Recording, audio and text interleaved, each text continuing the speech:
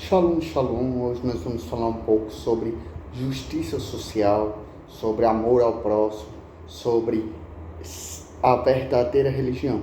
Hoje nós vamos falar de um livro que ele é bem conhecido entre os profetas menores, o livro de Amós. A palavra Amós, o nome Amós em hebraico, ele vem de uma raiz que significa coluna. Em aramaico, o nome do livro é Ketava de Amós Nebiá, que significa livro do profeta Amós. Ele é o 30º livro da Bíblia, ele é do cânon dos homologomêmenos, o que implica dizer que nunca teve sua veracidade e inerrância questionada. Ele é o 3º profeta menor, o 3º Shnei Yassar, ou seja, ele é o 3º dos 12 na Bíblia hebraica. Ele é o 15º livro da Bíblia hebraica Stuttgartense, o 17º livro da Bíblia judaica completa e o 6º Neviim Aharonim. Nós estamos diante de uma crise moral que se abateu sobre toda a nação brasileira. Crise essa que permeia até o âmbito familiar. Nós vemos uma nação que está se atolando no lamaçal da ganância, no lamaçal do amor ao dinheiro, no lamaçal da falta de amor ao próximo, onde a caridade já não é princípio a ser observado. E no livro de Amós, ele começa dizendo as palavras de Amós, que estava entre os pastores de Tecoa, o que ele viu a respeito de Israel nos dias de Uzias, rei de Judá, e nos dias de Jeroboão, filho de Joás, rei de Israel, 2 anos antes do terremoto. Esse terremoto, fala de um terremoto que o profeta Zacarias vai falar futuramente, que marcou tanto a nação de Israel, que ele é citado tanto por Amós como por Zacarias. E, como nós vemos, Deus chama no Reino do Sul, na região de Tecoa, que era uma cidade onde se tocava trombeta. Era uma cidade importante porque lá se tocava trombeta para anunciar algumas coisas ao Reino do Sul. E lá nós temos um agricultor, um pecuarista, um vaqueiro, um cultivador de sicômoros, um boieiro, que se chama Amós. E Deus vai lá, escolhe este homem para ir até o Reino do Norte de Israel, pregar contra a soberba, a ganância, contra a falta de princípios no que tange a uma verdadeira religião, ao amor ao próximo e a uma política justa. Lá no Reino do Norte, onde está o rei Jeroboão II, que não é Jeroboão, filho de Nebate, mas é Jeroboão II, filho de Joás, que estendeu o território e alcançou uma prosperidade e um tempo de paz no Reino do Norte de Israel. O livro de Amós mostra que riqueza, paz e prosperidade não quer dizer que Deus está com a pessoa. Jeroboão I, ou Jeroboão II, o filho de Joás, ele tinha riqueza, prosperidade e ele tinha vitórias militares. Tudo aparentemente ia bem para ele, mas Deus não estava com ele porque ele era resistente à voz de Deus. Ele era um rei mau, que não andou nos caminhos do Senhor, não andou de acordo com seu pai Davi, seu ancestral. Antes andou segundo os caminhos de Jeroboão, filho de Nebate, que fez pecar Israel, introduzindo um culto idólatra estabelecido em Betel e Gilgal, onde foram erigidos ali estátuas de bezerro de ouro para desviar a verdadeira adoração do povo de Israel. Então, quando Deus chama esse boieiro, ele sai do sul e vai para o norte pregar para Jeroboão. Deus já tinha mandado Jonas, filho de Amitai, falar com Jeroboão, e Jeroboão não quis saber da mensagem de Jonas. Deus mandou Oséias, o profeta Oséias, até lá falar com Jeroboão, mas Jeroboão também não deu ouvidos ao profeta Oséias. Deus manda agora Amós, um dos pastores de Tecoa. E há quem diga que Amós não teve contato pessoal com o rei, mas ele conseguiu que a sua mensagem chegasse aos ouvidos do rei Jeroboão II e denunciasse o apego ao materialismo, ao dinheiro, à ganância, à soberba e o modo com que ele tratava a classe pobre no Reino do Norte. Ele estava na sua sala de verão, quando no inverno o povo morria congelado lá no Reino do Norte. Ele estava na sua sala de inverno, quando o povo morria queimado lá no sol escaldante no Reino do Norte, porque ali no Mediterrâneo tem os seus extremos, ou é quente demais ou é frio demais, e o rei sempre se protegia, e as mulheres do Reino do Norte levavam uma vida de prosperidade, financeiramente falando, uma vida de luxuosidade, uma vida de prazeres carnais, uma vida de concupiscência dos olhos e soberba da vida. Elas lembravam ao profeta as vacas de Baçã, que eram gordas, robustas e que se alimentavam muito, mas que estavam preparadas para o abate, porque quando a vaca está gorda demais, ela está pronta para ser abatida e a sua carne comercializada para ser consumida pelos consumidores que vão degustar a carne das vacas de Baçã.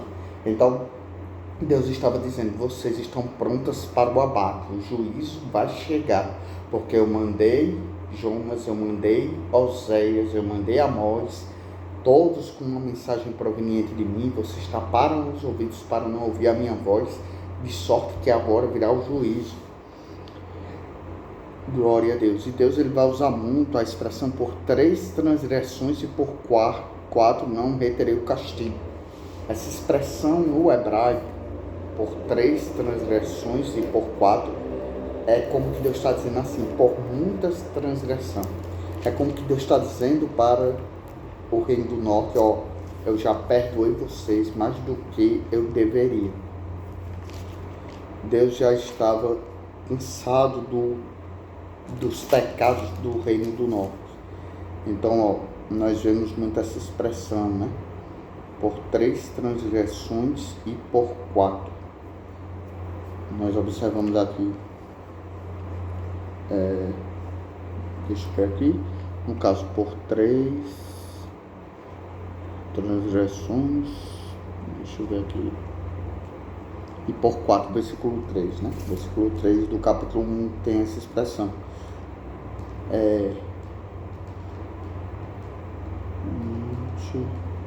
Aqui, ao Shelosha Pichei e ao Arba, ou seja, por 3 transgressões e por 4. Ou seja, vocês pecaram demais e está na hora da gente resolver isso com o juízo, né?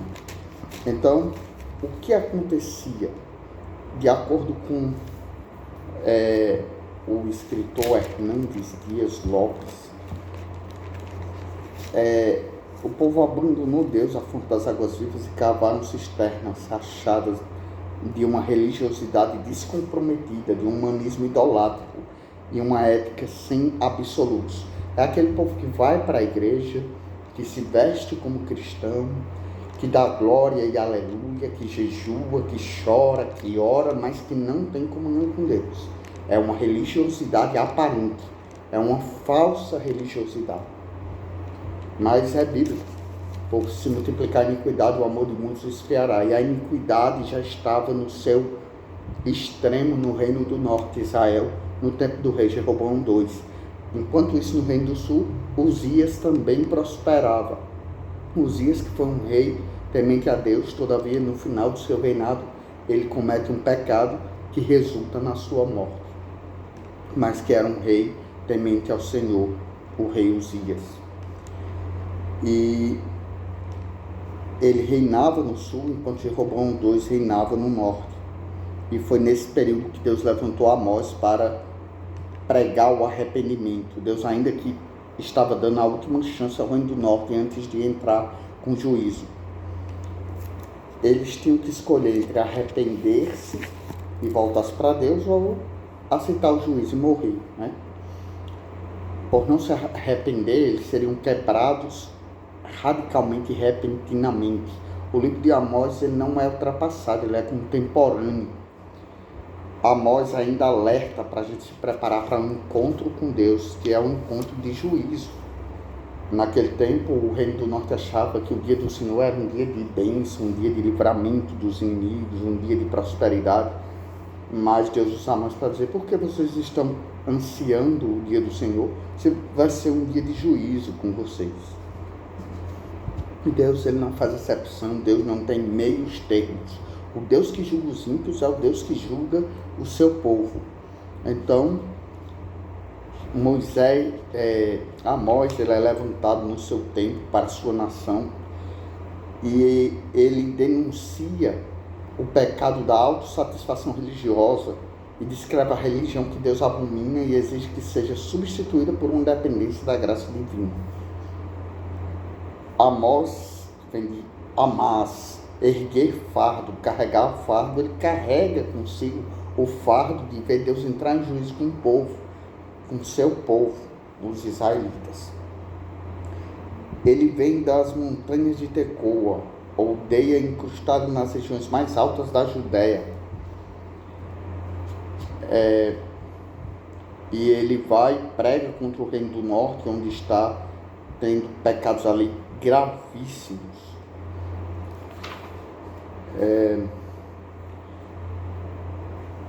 Foi um momento muito propício para uma mensagem de advertência de Deus.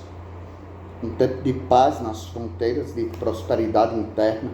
Segundo o escritor Hernandes Dias Lopes, o que acontecia a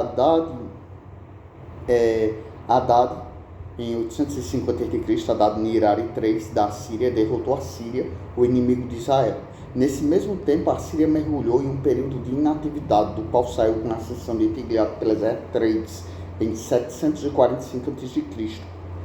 Sem ameaças internacionais, Jeroboão II, com seu engenho administrativo, restaurou as fronteiras salomônicas do seu reino pela primeira e única vez desde a morte de Salomão, segundo Reis 14, 23 a 29. Então, nós vemos o reino do norte prosperando, né?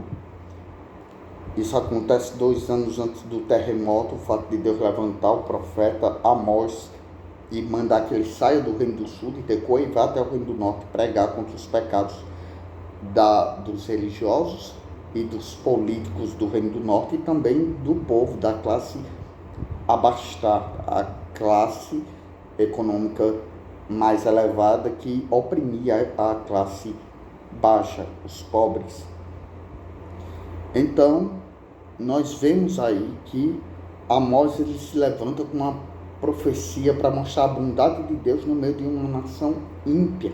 Segundo Gerald Van Groningen, diz que antes da nação de Israel, as 10 tribos setentrionais fossem levadas ao exílio pelos assírios em 722 a.C., Deus enviou Amós e Oséias para adverti-los e chamá-los ao arrependimento e à obediência.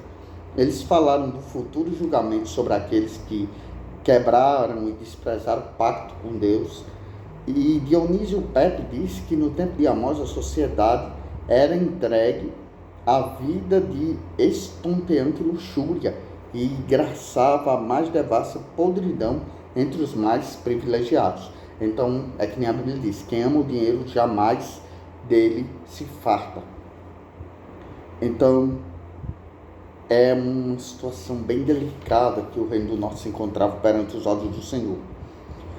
E Deus ia cobrar mais de Israel, porque aqui muito se dá, muito se cobra. Os ímpios não tinham nenhuma aliança, nenhum pacto com Deus, mas Israel tinha. Então, quando Deus vem cobrar de nós, servos do Senhor, ele cobra mais do que o que ele cobra dos ímpios. Glória a Deus. E com a divisão do reino, as 10 tribos se afastaram da lei de Deus no período que nós conhecemos como diáspora do reino do norte, ou caldeamento assírio. A ideia de julgamento ou de um colapso nacional estava longe do pensamento de todos. Então, o povo achava que, por causa da prosperidade, por causa que aparentemente tudo ia bem, Deus estava com eles. É que nem Ofni e Finéias. Não morremos ainda, pecamos, não morremos. Então Deus está do nosso lado, vamos levar a arca que a gente vai ganhar. Aí Deus disse: não sou obrigado a dar vitória a quem me desobedece. Morre Ofni e Finéias. O caminho é estreito, meus irmãos. irmãos. Foi estreito, é estreito, sempre será, enquanto a gente estiver aqui na terra. Agora, larga é a porta, espaçoso o caminho que conduz à perdição, e são muitos que entram por ela. Era o que estava acontecendo com o povo de Israel nessa época. Então, nós vemos também aqui que havia muita celebração, muita música, muita liturgia. É que nem hoje em dia o povo procurando profetas, palavras que massageiam o seu ego. Aquela coisa meramente ritual. Eu vou para a igreja porque eu vou, porque eu quero que pensem que eu sou membro dos que hão de herdar a vida eterna. Mas a gente sabe que tem trigo e joio. Nós temos que pedir a Deus que tenha misericórdia de nós, para que nós não sejamos riscados do livro da vida.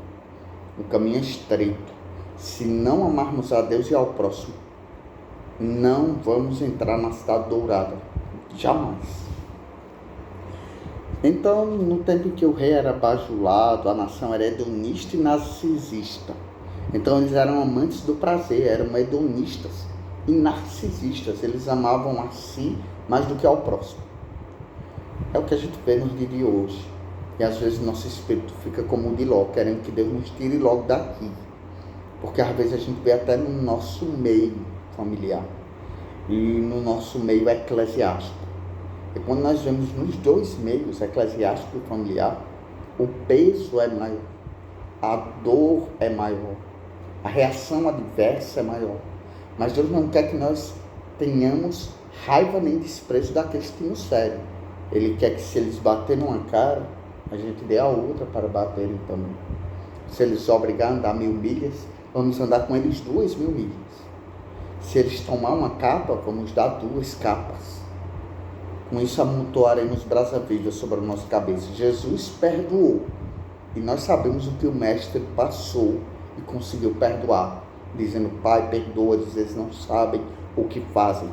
E Ele é nosso maior exemplo. Deve nos perdoar. Fácil não é, mas nós vamos conseguir em nome de Jesus. Então, nós vemos no livro de Amós violação das leis humanitárias. Os pobres que morram.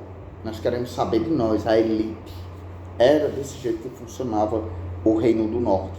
As mulheres, quanto mais ganhavam dos seus maridos, mais queriam que eles trouxessem. E com isso eles tinham que oprimir os pobres. Elas não se importavam se os pobres iam morrer. Queria que os maridos dessem o que elas pediam, custasse o que custasse. Por isso que o profeta chamava elas de vacas de Baçã, prontas para o abate, prontas para o juízo de Deus. Deus começa usando Amós para desmascarar os pecados de Damasco, Filístia, Tiro, Edom, Amon e Moabe. Deus começa apontando para os ímpios. Depois ele chega onde ele quer, Judá e Israel. Deus diz: Amós, você vai começar profetizando contra as nações inimigas. Com isso você vai ter o crédito e a atenção do meu povo. Quando eles olharem para você que disser: esse profeta de Deus está pregando contra nossos inimigos, aí você toca onde eu quero que você toque. Aponte os erros do meu povo, porque estou querendo entrar em juízo com a nação de Israel. Glória a Deus. E nós sabemos que não foi falta de aviso. Deus avisou muitas vezes a Israel para que eles se arrependessem. Quantas das vezes Deus nos avisa: o caminho não é esse, o caminho é esse. Deus diz: perdoe, e nós não perdoamos. Deus diz: ame o próximo, e nós não amamos. Deus diz: viva uma verdadeira religiosidade, viva o que prega, e nós não queremos viver o que pregamos. Deus diz: não basta ler a palavra, você tem que obedecer, senão você vai estar enganando a você mesmo. E nós só queremos ler, não queremos obedecer. Estamos nos igualando ao Reino Norte nos tempos de Amós, uma nação que estava nem aí para Deus. Glória a Deus. A riqueza que eles possuíam era uma prova da sua iniquidade, não do favor divino, de acordo com a R. Capital. Glória a Deus. E nós vemos que Deus ele vem com homens especiais em tempos especiais para desmascarar a corrupção moral, a idolatria. Quando você ama alguém ou algo mais do que a Deus, você é um idólatra. Eu amo o dinheiro mais do que meu próximo, você é um idólatra. Eu amo o meu ego, mais do que a Deus, então você é um idólatra. Eu amo cargos e elogios mais do que a Deus, então você é um idólatra. Glória a Deus. Então, Deus começa a rugir como um leão contra o reino do norte.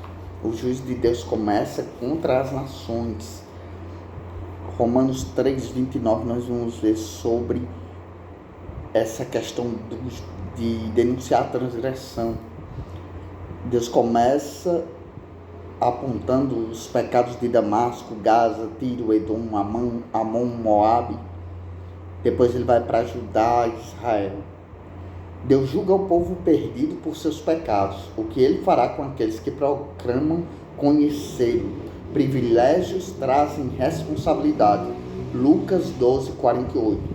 E onde há responsabilidade deve existir prestação de contas, diz Warren Wiersbe. Glória a Deus, é forte, é verdade. O julgamento vem como resultado da perseverança no pecado. Deus diz, não peque, o cabo peca. Deus diz, não peque, o cabo peca. Aí se enquadra em Hebreus 10. Já não há perdão pelos pecados, exceto uma expectação horrível de juízo. Glória a Deus. Havia muita crueldade, comércio de escravo, rompimento de promessas, ódio persistente, atrocidades revoltantes, tudo isso no Reino do Norte. E se você olhar de lado, você vai ver que estamos nesses tempos, voltamos à era de Amós. Glória a Deus, a falta de amor está voltando a imperar no meio cristão. É necessário que alguém se levante para falar as verdades em nome do Senhor. E às vezes no âmbito familiar, porque as maiores decepções, elas não vêm daqueles que a gente não tem muito contato. Ela vem das pessoas que mais amamos. Então, quanto mais você ama, mais você se decepciona. Mas com Deus você nunca vai se decepcionar. Glória a Deus. Eles tratavam o Reino do Norte as pessoas como coisas. A riqueza não previnha a avareza. Damasco era uma cidade opulenta e rica. Era a sede do poder e da riqueza sem limites. Quanto mais se tinha, mais se queria. Ainda hoje vemos nações poderosas invadindo as fracas, saqueando o povo, pilhando o bem e infligindo a elas grande sofrimento. De acordo com Hernandes Dias. Então, infelizmente, estamos voltando àquela era de pecado do Reino do Norte. Quem está de pé, cuide para que não caia. Se você não abraçou a avareza e o amor ao dinheiro, se você não abraçou o ódio ao próximo, dê glória a Deus e vigie, porque quem está em pé, cuide para que não caia. O mundo todo está caindo, mas nós estamos que nem Ananias, Misael e Azarias, de pé. Não vamos nos prostrar, assim como Mardoqueu não se prostrou. É a graça que nos faz seguir, o caminho é difícil. Amar quem não nos ama, essa é a maior missão da igreja. Não é fácil, mas é possível. Damasco tratava as pessoas como coisa. Tiro era tão soberbo a ponto de Deus comparar ele com Satanás. Mas nós sabemos que o que o homem planta, o homem colhe. E se você olhar na história de Tiro, Tiro foi dizimada e não existe mais Tiro. Glória a Deus. Porque está escrito lá em Obadias, faz teu ninho nas estrelas e de lá eu te derrubarei. Porque todos nós somos pó e ao pó tornaremos. Todos somos iguais. Mas eu tenho carro, casa e uma conta gorda no exterior. Glória a Deus. Mas quando a gente morrer, você vai levar isso com você? Agora o amor, o temor a Deus, a complacência, a paciência, a misericórdia, isso ninguém pode tirar de você. Isso você leva. Porque quando a gente morre, isso aqui não vai. Nada vai. Mas as obras seguirão. E temos um trono branco esperando a gente quando a gente fechar os olhos aqui. A nação de Amós não pensava nisso, e a nossa nação está começando a esquecer os princípios de uma verdadeira religiosidade. Deus julga Amon, porque Amon também era uma nação que testava a misericórdia de Deus.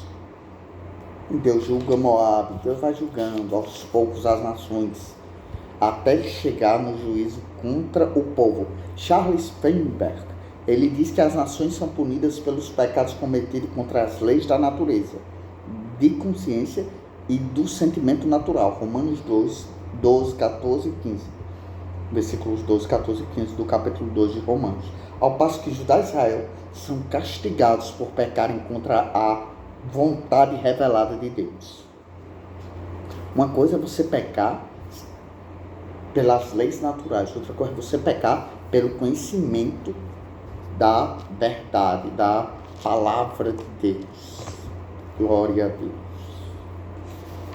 Então está na hora de Deus tratar com o seu povo. Prepara-te, Israel, para encontrares com teu Deus. A mensagem para mim e para você é: prepare-se, igreja, para encontrar com Deus. Ele pode vir agora, ou ele pode vir agora. Um espírito pode me aproximar do juízo, ou um raiar do rei nas nuvens pode me colocar diante do trono do juízo. A hipocrisia do povo era o que mais desgostava a Deus. Hipocrisia é você ser uma pessoa falsa, fingida. E era isso que eles faziam com Deus. No templo eles cantavam, eles adoravam, eles, sabe? Parecia que Deus estava com eles.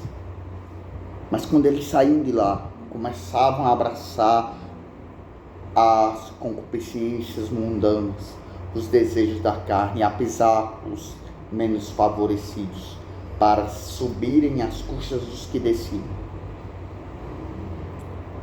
E o juízo de Deus começa pela sua casa, diz Salomão.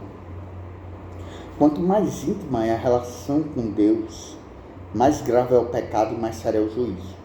Quanto mais você tem amizade com Deus, maior é o seu pecado e maior será o juízo de Deus. Isso é uma coisa lógica e bíblica. Diz Hernandes Dias, e eu concordo com as palavras desse estudioso. James Wonderfeld diz que as outras nações foram julgadas por seus crimes contra os homens, mas Judá pelos insultos contra Deus. Interessante que nós fomos salvos do pecado e não no pecado.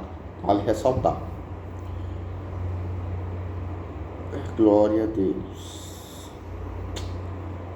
Não é fácil, meus irmãos. Então a gente vai chegar lá. Precisamos pedir a Deus misericórdia, porque estamos fadados a essas coisas.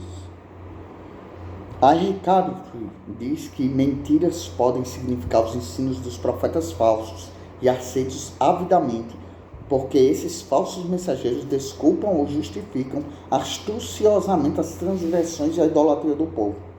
J. Moutier diz que eles possuíam a lei do Senhor, mas preferiam as tradições dos homens. Eu tenho a Bíblia, mas eu quero saber dos profetas. Deus vai ter que falar uma palavra boa para mim, mesmo que eu tenha com mágoa no meu coração. Deus vai ter que falar uma palavra boa para mim, mesmo que Deus tenha dito: não adultere, eu estou adulterando. Não mate, eu estou matando. Não cobice, eu estou cobiçando. Ame o seu próximo, eu estou odiando. Deus é obrigado a me abençoar, porque Ele fez uma aliança comigo na cruz. Eu te pergunto, Ele é obrigado a te abençoar? Ele pode te abençoar aqui, mas Ele é obrigado a cobrir com panos, ocultar, cobrir, passar a mão em cima dos seus erros na hora do juízo, na hora do acerto de contas, onde a eternidade da sua alma estará em jogo. Deus não é só amor, Ele é justiça. Se você ler a carta de Judas, o penúltimo livro da Bíblia, no Novo Testamento, você vai ver que Deus não poupou os anjos, que eram os ramos naturais. Ele não poupou Israel, que era a nação escolhida. Porque Ele vai poupar eu e você, que somos os ramos injetados na videira. Nós somos ramos injetados. Israel era ramo natural. Nós somos ramos injetados. Se Deus não poupou os ramos naturais, Ele vai poupar nós, os ramos injetados? Pare e pense. Glória a Deus. A Bíblia diz, aceita a disciplina do Senhor. Porque o pai corrige o filho que ama. Aquele que aceita a disciplina é filho. O que não aceita é bastardo. Eita, glória a Deus. Quando Jeremias dizia suas palavras para o reino do sul, Judá, o povo achava que a palavra dele era pesada. E dizia, eita, a palavra de Deus é pesada. Aí Deus vai lá em Jeremias e diz, diga a eles que pesados são eles, e que eu os arrojarei, os lançarei fora da minha presença. A palavra de Deus não é pesada. Pesada é a nossa consciência. Quando Deus diz não e a gente diz sim. Quando Deus diz sim, a gente diz não. Quando Deus diz o caminho é aqui e a gente vai por outro caminho.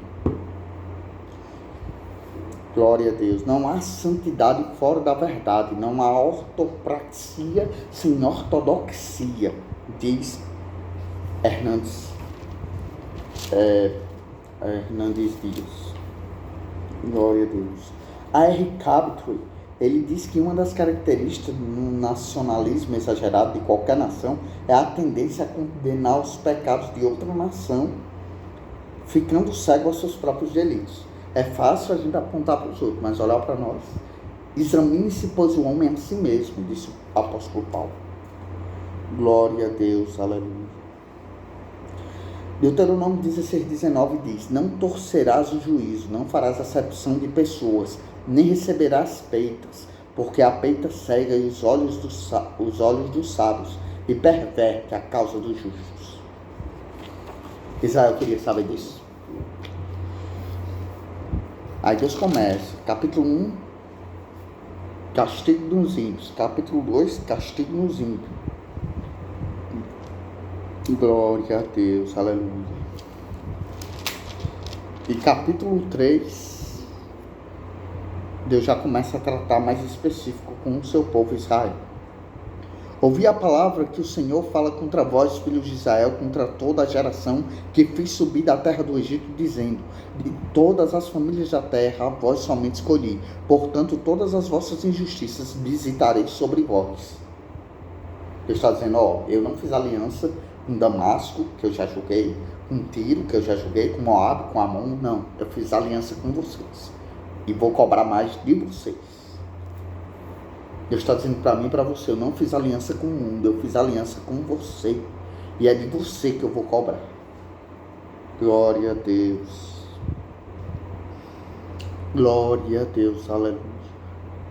No versículo 4, versículo 1, capítulo 4, versículo 1 do livro de Amós, Deus diz, ouvi esta palavra, vós, vacas de Baçã, que estáis no monte de Samaria, que oprimis os pobres, que quebrantais os necessitados, que dizeis a seus senhores, dá cá e bebamos.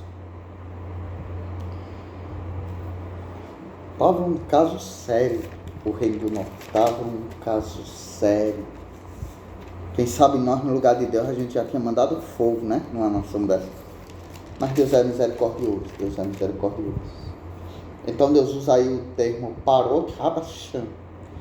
Parot Rabachan. Vacas de Baçã. Deus está dizendo, vocês já estão gordas. Está na hora de eu sacrificar. Não querem me obedecer? Mulheres do Reino do Norte. É complicado. Deus está procurando mulheres que temem a Deus e que andam com integridade, sinceridade e amam a Jesus. Como é que eu amo Jesus? Jesus diz na Bíblia, se me amais, guardais os meus mandamentos. Eu sou discípulo de Jesus. É fácil dizer que é discípulo. A Bíblia diz, nisso conhecerão que sois meus discípulos. Jesus falando, viu? Se vós amardes uns aos outros. E aí, você está amando o seu próximo? Ou está odiando que nem a nação do Reino do Norte, para a qual o profeta Amós foi enviado? Eita, glória a Deus. Deus começa no capítulo 4 a chamar a atenção do povo. Deus diz, eu vou mandar fome, vou deixar eles de dentes brancos, para ver se eles olham para mim. Ninguém lembrava de Deus, só murmurava. Deus diz, vou ferir eles. Ninguém lembrava de Deus. Vou deixar eles sem pão. vou deixar eles sem dinheiro, vou matar alguns deles. E ninguém olhava para Deus. Então o povo chegou num nível moral horrendo. O prazer sexual substituía o santo nome de Deus como princípio orientador da vida. 1 Tessalonicenses 4:3-8 vai falar acerca dessas coisas. O povo estava mergulhado na imoralidade, a falta de moral, a falta de princípio. J. Moltke diz que quando a compaixão divina não encontra o reflexo na compaixão humana, então o altar é visitado em vão. O altar era Deus estendendo a mão para atrair seu povo, a sua presença por meio da virtude do sangue derramado dos sacrifícios, no caso nosso, do sacrifício de Cristo. Glória a Deus, aleluia. Bendito é o nome do Senhor. Deus amava Israel, sim. Por isso que ele castigou Israel, para ver se ainda tem esperança para aquele povo. O pai, ele corrige o filho porque ele diz: eu não quero que amanhã meu filho esteja dando trabalho aí, sendo preso, tendo o nome dele sujo aí na sociedade, e com isso manchando minha imagem e a dele mesmo. É melhor bater hoje do que amanhã eu visitar ele na prisão. Deus é do mesmo jeito. É melhor ferir hoje do que eu jogar no lago de fogo amanhã. No inferno e no lago do fogo. A justiça exalta as nações, mas o pecado é o opróbrio dos povos. Provérbios 14:34. Eita glória. A vara da ira de Deus cairá e ninguém poderá evitá-la naquele grande e terrível dia, diz Hernandes Dias, com base no livro de Amós. Deus começa a rugir como um leão para o reino do norte, dizendo: eu vou julgar vocês, porque ninguém quer se arrepender. Glória a Deus, aleluia. O povo não queria de jeito nenhum se arrepender. Foi Deus que entregou Israel aos assírios. Foi Deus que entregou Judá na Babilônia. Então, quando Deus coloca um crente em uma prova como castigo, muitos crentes dizem: eita, Satanás está querendo me destruir. Mas Satanás não, às vezes é Deus. Eita, glória a Deus. Glória a Deus, aleluia. O que é pior, você cair nas mãos dos homens, de Satanás ou de Deus? Vamos para Hebreus. Horrenda coisa é cair na mão de Deus vivo. Foi o que aconteceu com Israel. Eles caíram na mão de Deus. Por quê? Porque eles amavam mais a sensualidade, o luxo, a ociosidade, os cuidados com o corpo e o dinheiro do que a Deus. Cruel, né? É uma situação lamentável a qual o povo se encontrava. Olha só como a nossa vida é efêmera. Era 31 de outubro de 1996, diz Hernandes Dias, no seu livro Amós, um clamor pela justiça social. 8h30, no aeroporto de Congonhas, São Paulo, os altos-falantes anunciavam a partida do voo 402 da TAM para o Rio de Janeiro. O aeroporto estava agitado, como nos outros dias. Tudo estava normal. Homens de negócio, escritores, artistas, estudantes, advogados, médicos, comerciantes, empresários, donas de casa e conferencistas, todos com a agenda cheia, sem tempo, embarcando. Na vizinhança, o dia começava como qualquer outro. São cerca de 400 voos que chegam e saem todos os dias. O ronco das turbinas já é um som natural naqueles arredores. Naquela manhã, os vizinhos do aeroporto acordam cedo, tomam um café, levam as crianças para a escola, alguns foram para o trabalho mais cedo, outros ficaram em casa e acordaram mais tarde. Escovaram os dentes, ligaram a televisão, conversaram, discutiram, brigaram, planejaram, trabalharam. E no dia 31 de outubro, parecia que a rotina seria a mesma de todos os dias. 31 de outubro de 1996. Atenção, senhores passageiros do voo 402 da TAM, com destino ao Rio de Janeiro, última chamada. Dirijam-se ao embarque imediatamente. Última chamada, embarque imediato. Às 8h30 da manhã, a porta do Fokker 100 da TAM fecha as portas. O comandante dá as boas-vindas aos passageiros. O tempo está bom. A viagem será rápida e segura. A comissária de bordo fala sobre as normas internacionais de segurança, enquanto quase todos leem jornais e revistas. A aeronave começa a se mover para a cabeceira da pista. O comandante a seguir dá sua última instrução. Tripulação preparar para a partida. O avião dispara e começa a voar. Uma pane, uma falha no avião, não se aprumar no ar, ele não se apruma, e não tem tempo para fazer mais nada. O avião fica desgovernado enquanto os passageiros e tripulantes entram em desespero. Aquela aeronave que devia rasgar o espaço e descer no Rio de Janeiro caiu sobre as casas ao redor do aeroporto e explodiu. Pegou fogo e em poucos segundos houve desabamentos, dezenas de corpos soterrados, queimados e carbonizados.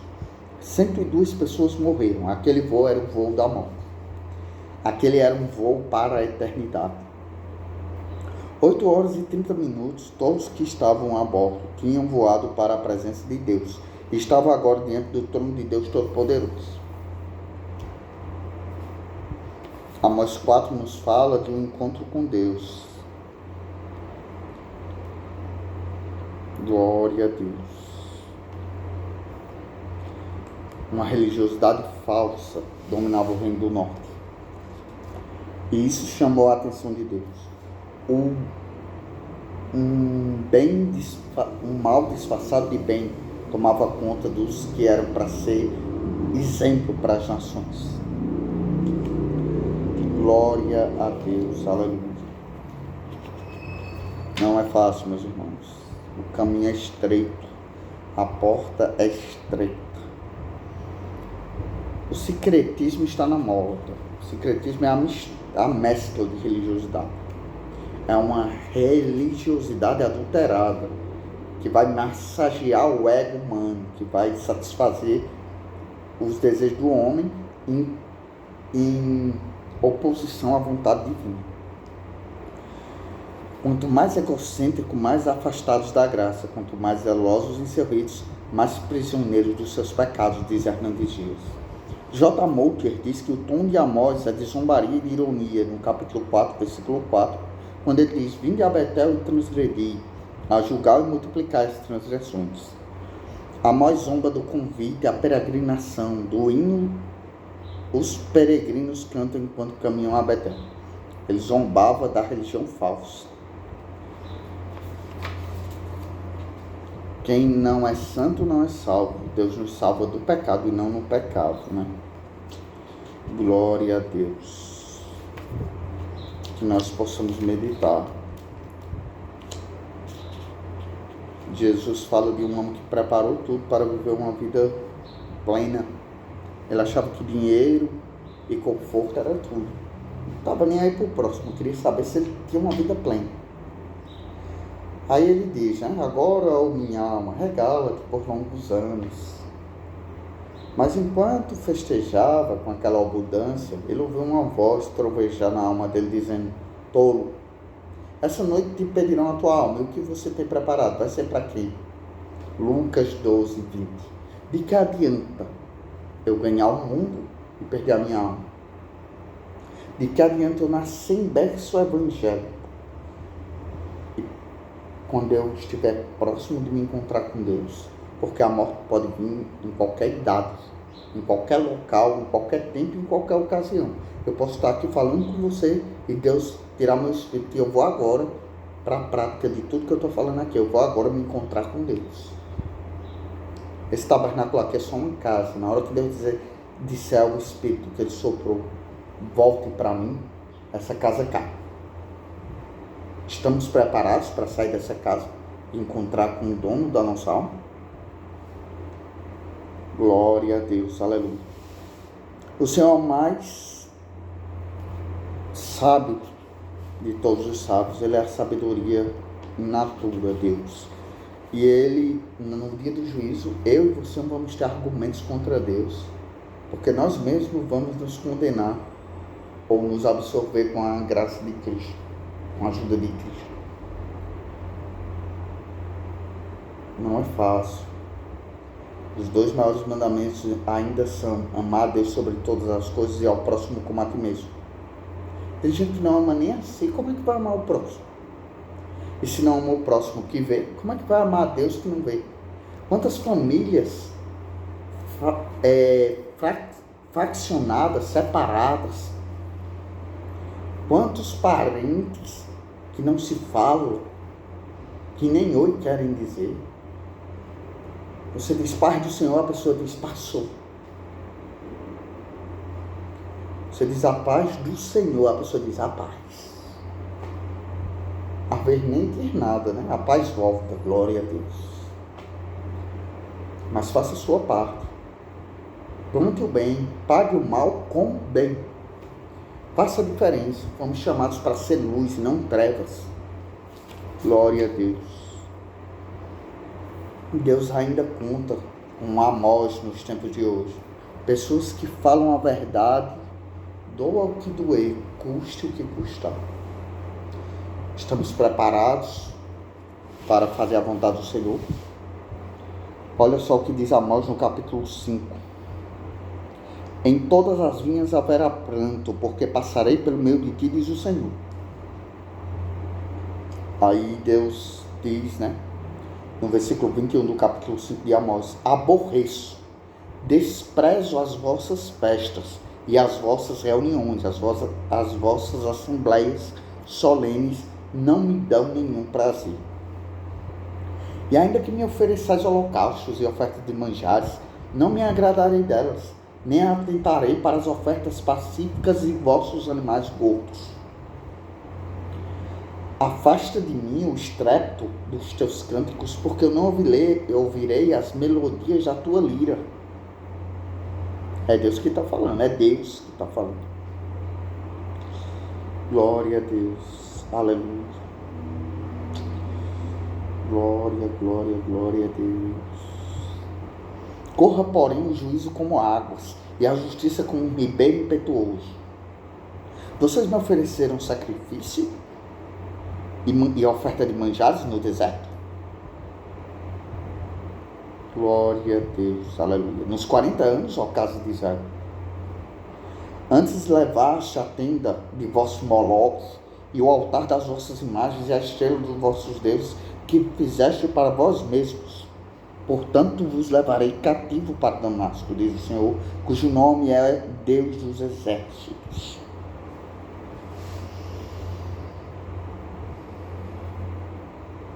Deus estava cansado da religião falsa. Deus estava cansado da falsidade, do secretismo religioso, de uma fé híbrida, fajuta. Deus estava... Não faça jejum. Essa parte aí de oferecer bois e animais, né? Não faça jejum, que eu não vou receber seu jejum onde seu coração está com raiva de alguém. Ou quando você fez o mal ao próximo, porque para vocês, mulheres do Reino do Norte, prosperarem, pobres tiveram que morrer nas ruas de Israel. Aí vocês chegam aqui no templo, o templo do Senhor é esse, diz o profeta Jeremias, né? O povo achava que o templo ia apagar os pecados dele. Achava que chegou no templo, Deus ia esquecer tudo que eles fizeram lá fora. Assim era prático, né? Para Israel. Será que nós não estamos andando no mesmo caminho do Reino do Norte? Deus disse, arrependa, e a gente, Deus diz, olhe para o pobre, e nós... Olhe para os órfãos, olhe para as viúvas, ajude seu próximo, perdoe, ame. Que religiosidade é essa? Que religiosidade é essa? Me mostra na Bíblia que havemos de entrar pelas portas desobedecendo a Deus. E eu prometo, se você mostrar na Bíblia que desobedecendo a Deus e odiando meu semelhante e vivendo uma vida de encenação, um teatro na presença de Deus, eu vou entrar no céu. Se você mostrar que eu levando uma vida de hipocrisia, falsidade, teatro, eu vou entrar no céu. Se você mostrar isso na Bíblia, eu prometo a você que esse é meu último vídeo. que se Deus me der o fôlego de vida, futuramente eu não coloco mais vídeo aqui. E também prometo que nunca mais eu ler esse livro que eu amo. É meu guia para o céu aqui, a Bíblia. Que Deus tenha misericórdia de nós, que Deus nos ajude nessa caminhada, nos ensine a amar o próximo, a perdoar, a entender que tudo isso aqui vai ficar e que só as obras é que vão com a gente. O amor, a esperança, a paciência, os frutos do Espírito, a bondade, a longanimidade, a mansidão, a temperança, é isso que importa. Deus procura verdadeiros adoradores, que o adorem em espírito e verdade. Se Deus fala de verdadeiros, ora, é porque existem os falsos adoradores. Quando Jeremias adorava a Deus, Ananias adorava a Deus, o falso profeta. Quando Paulo adorava a Deus, o falso profeta Ananias, não estou falando de Ananias, o presbítero que orou em Paulo, estou falando do falso profeta Ananias, adorava a Deus.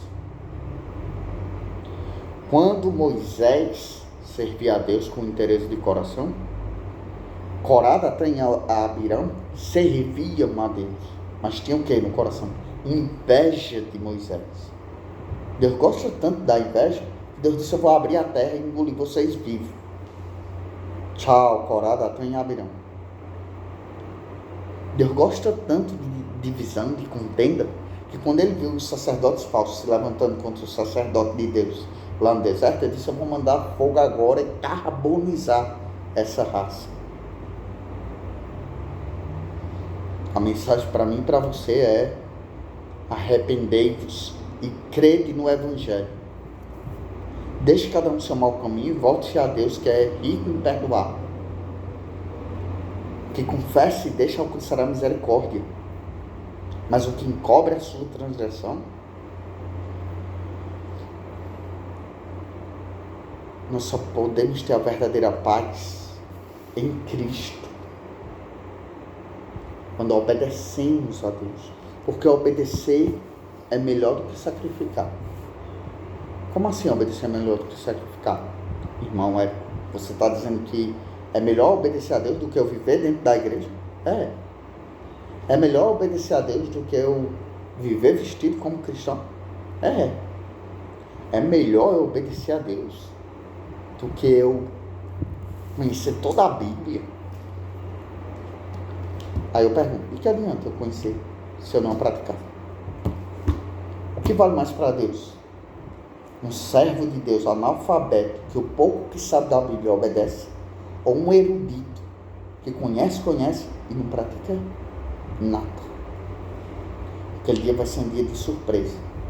E Deus tenha misericórdia de mim, Deus tenha misericórdia de nós, e nos ajude a chegar lá, porque não é fácil. O caminho continua estreito e a porta estreita. Mas graças a Deus que nos dá a vitória por intermédio de nosso Senhor e Salvador Jesus Cristo. E o Espírito Santo, louvado seja Deus. Glória e honra ao Espírito Santo de Deus, que é o nosso intercessor, que ora por nós com gemidos inexprimíveis. Eu tenho certeza que se não fosse a ação do Espírito Santo, Deus teria me queimado vivo, Deus teria queimado você vivo, Deus teria explodido esse planeta. Porque as nossas transgressões nos separam de Deus, mas a graça nos basta.